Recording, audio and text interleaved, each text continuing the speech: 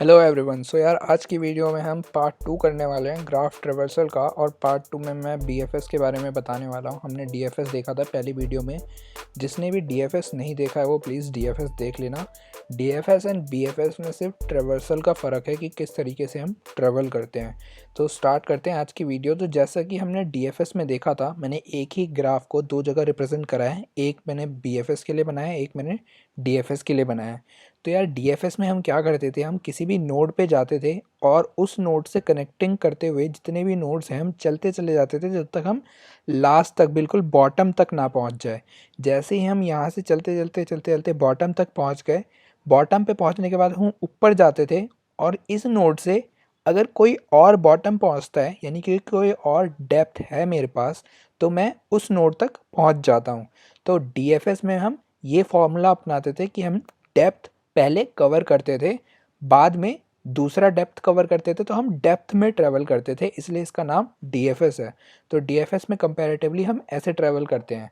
अब बात करते हैं बीएफएस की। इसमें हम पहले ब्रेथ कवर करते हैं। ब्रेथ कवर करने का क्या मतलब है, तो जैसे डेप्थ का मतलब ये था कि अब टॉप मोस्ट पॉइंट से हम बॉटम मोस्ट पॉइंट पे जाते हैं, तो ब्रेथ फर्स्ट सर्च में हम लेवल वाइज कवर करते हैं।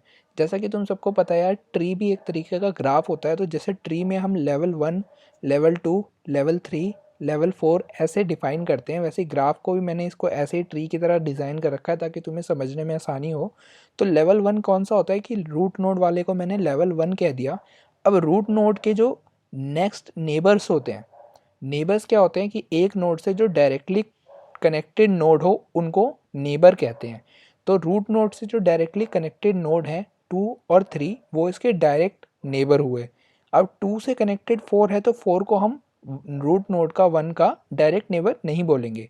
तो बीएफएस में हम क्या करते हैं कि हम डायरेक्ट नेबर्स को पहले विजिट करते हैं, फिर उसके बाद उसके नेक्स्ट नेबर को, फिर नेक्स्ट नेबर को, यानी कि लेवल वाइज हम विजिट करते हैं। तो इसमें कैसे हम विजिट करेंगे, पहले हम 1 को विजिट करेंगे, फिर 1 के नेबर्स कौन से हैं हमारे पास, 2 और 3।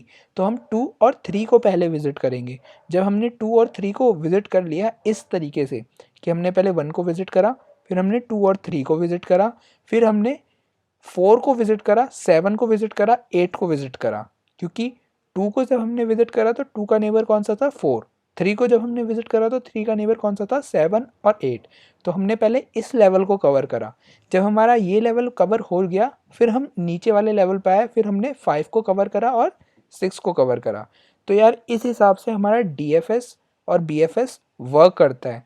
तो आई गेस अब विजुअलाइजेशन में तुम्हें दिक्कत नहीं आएगी कि बीएफएस कहाँ पे कैसे चलता है और डीएफएस कैसे चलता है। अब बात करते हैं कि ये जो हम विजिट कर रहे थे लेवल बाय लेवल, इसको हम कैसे कर सकते हैं, एल्गोरिदम्स क्या बताता है। तो यार एल्गोरिदम के थ्रू अगर हम जाते हैं तो सबसे पहले हम किसी भी नोड से अगर हम स्टार्ट करते हैं, तो सबसे पहले हम स्टार्ट करते ही उस नोड को सोर्स मान लिया हमने। 1 को हमने इस केस में सोर्स मान लिया। उस 1 को मैंने एक क्यू के अंदर स्टोर करवा लिया। जिसको भी मैं विजिट करूँगा उसको मैं क्यू के अंदर स्टोर करवा लूँगा। अब क्यू के अंदर स्टोर मैं क्यों करवाना चाहता हूँ, क्योंकि मैं क्या बोल रहा हूँ, मैंने इसको विजिट करा तो अब नेक्स्ट मूव में मेरे को क्या करना है, इसके नेबर्स को विजिट करना है।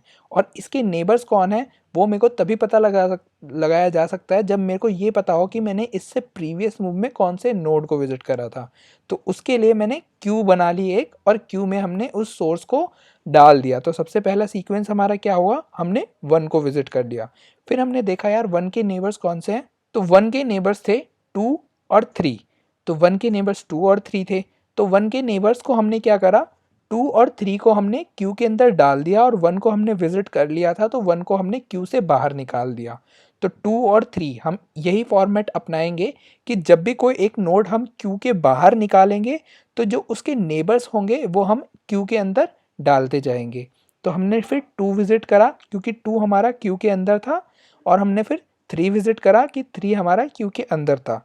तो 2 जब हमने विजिट करा तो हम 2 को बाहर निकालेंगे इस टाइम। और मैंने बताया था जब भी हम 2 को बाहर निकालेंगे तो उसके नेबर को हम क्यू के अंदर डाल देंगे।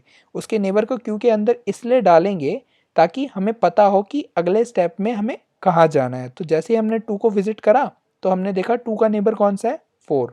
तो हमने 4 को अपने क्यू के अंदर डाल दिया और हमारा क्यू कुछ इस तरीके से हो गया। फिर हमारा 3 बाहर निकलेगा और 3 के नेबर 7 और 8 हमारे क्यू के अंदर चले जाएंगे। तो जैसे जैसे वो बाहर निकलता जा रहा है हमारा वो नोड विजिट होता जा रहा है। 7 और 8 हमारे क्यू के अंदर चले गए। जब हम 4 बाहर निकालेंगे तो 5 और 6 हमारे क्यू के अंदर चले जाएंगे। फिर हम देखते हैं कि 7 8 5 6 एक एक करके ये सारे बाहर निकल जाएंगे और हमारा क्यू लास्ट में एम्प्टी हो जाएगा। तो जब तक हमारा क्यू एम्प्टी नहीं होता हमारा ये एल्गोरिदम रन करता रहता है। और इसमें हम हमेशा क्या करते हैं, इस नोड को विजिट करते हैं और इसके नेबर को हम सेव करवा लेते हैं। फिर इसके नेबर्स को हम विजिट करते हैं और उनके नेबर्स को हम सेव करवा लेते हैं। तो इस ऑर्डर को अगर हम हमेशा मेंटेन रखेंगे तो हमेशा हम लेवल वाइज ही सारे नोड्स को विजिट करेंगे, कभी भी हम डेप्थ वाइज विजिट नहीं करेंगे। सो आई होप तुम्हें ये वीडियो समझ आया होगा, BFS कैसे वर्क करता है। इसका कोड देख लेते हैं तो तुम्हें अच्छे से लॉजिक समझ आ जाएगा।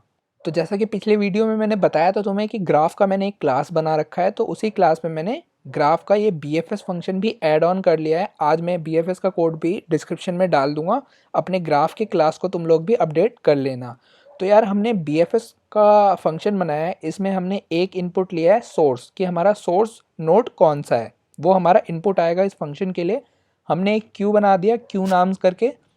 क्यू में हमने सबसे पहले क्या पुशबैक कर दिया, सोर्स को ही पुशबैक कर दिया सबसे पहले स्टार्टिंग, क्योंकि हमारी उसी से हुई थी। और हमने विजिटेड वाला जो वेक्टर बनाया था ग्राफ के लिए उसको क्या कर दिया, ट्रू कर दिया, कि हमने ये वाला नोड जो है हमने ये विजिट कर लिया है। अब हम एक लूप चलाएंगे कि जब तक हमारा क्यू एम्प्टी नहीं हो जाता तब तक हम BFS को रन करते रहेंगे। BFS को रन करते रहेंगे से मेरा ये मतलब है कि हम जो हमारा एल्गोरिदम था उसको तब तक चलाते जाएंगे जब तक क्यू के अंदर एक भी एलिमेंट प्रेजेंट है।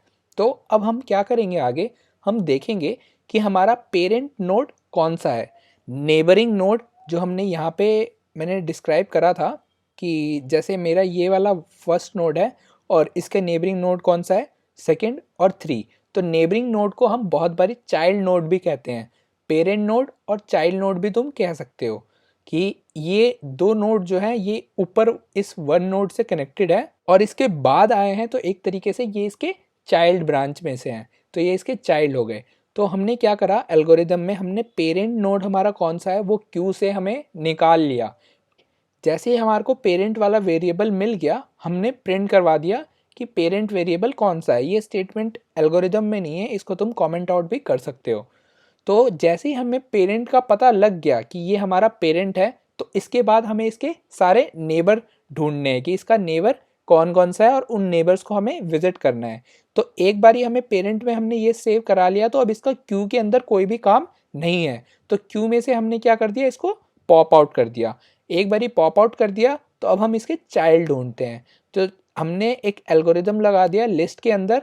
हमारे को पेरेंट वाले में देखना था कि फर्स्ट नोड के कौन कौन से चाइल्ड हैं।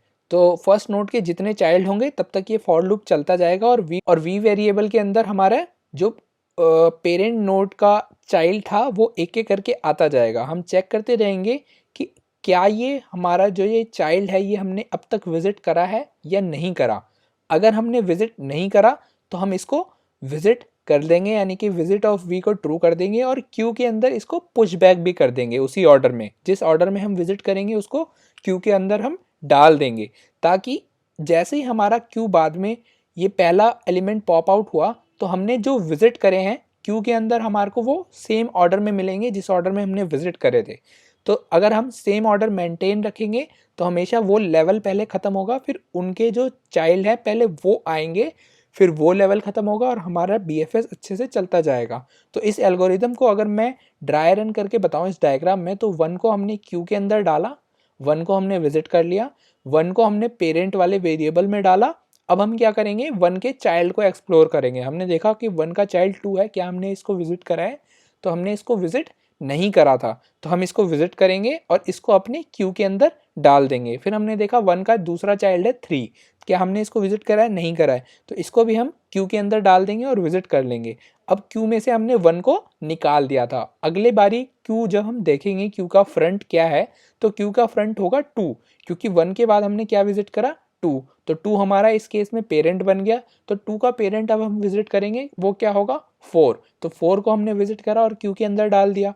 अब इसका कोई और चाइल्ड तो था नहीं, तो हम देखेंगे दोबारा से क्यू के अंदर कि कौन सा अब क्यू के अंदर एलिमेंट रह गया है।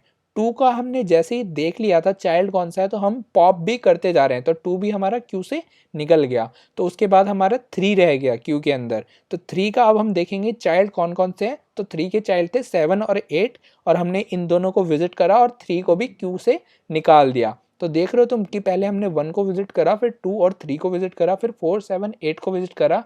तो हम इसी लेवल में चलते चले जाएंगे, और जब हम देखेंगे कि उसके बाद जब 1 2 3 हमारे क्यू से बाहर निकल चुके हैं, तो हमारा 4 क्यू के अंदर होगा, और जब वो क्यू के अंदर होगा तो उसके चाइल्ड को हम विजिट करेंगे, 5 और 6 को विजिट करेंगे। इनके कोई चाइल्ड थे नहीं, और ये हमने क्यू के अंदर दोनों डाल दिया और 4 को बाहर निकाल दिया। फिर हमने देखा कि 7 क्यू के अंदर पड़ा है, लेकिन इसका कोई चाइल्ड था नहीं, ये भी बाहर निकल गया, 8 भी बाहर निकल गया, 5 और 6 भी बाहर निकल गए। इस तरीके से हमारा वो फंक्शन स्टॉप होगा, क्योंकि क्यू हमारा अब एम्प्टी हो चुका है और सारे नोड हमने लेवल वाइज ऑर्डर में अपने विजिट कर लिए। सो यार, आज की वीडियो में मैं थियोरेटिकल पार्ट और कोडिंग पार्ट बस इतना ही रखूँगा, ताकि वीडियो हैवी ना हो जाए। अब नेक्स्ट वीडियो में मैं एक प्रॉब्लम लेके आऊँगा, बेसिकली मैट्रिक्स का प्रॉब्लम होगा। मोस्टली मैंने देखा है जनरली जितने भी इंटरव्यूज़ होते हैं उनमें एक मैट्रिक्स का प्रॉब्लम ज़रूर आता है। मतलब 50% चांस होते हैं, 40-50% की ग्राफ का अगर प्रॉब्लम होता है तो मैट्रिक्स फॉर्म में ज़रूर होता है। तो ग्राफ में मैट्रिक्स फॉर्म में कैसे हम डीएफएस या बीएफएस लगाते हैं वो जानना बहुत ज़रूरी है। तो नेक्स्ट वीडियो में मैं एक डीएफएस और बीएफएस दोनों के हेल्प से ग्राफ जो मैट्रिक्स फॉर्म में होता है, इम्प्लिसिट ग्राफ जो मैंने पहली वीडियो में अपने ग्राफ के बताया था, उसको कैसे सॉल्व करते हैं हम वो सीखेंगे नेक्स्ट वीडियो में। So thank you so much guys, मिलते हैं अपने नेक्स्ट वीडियो में।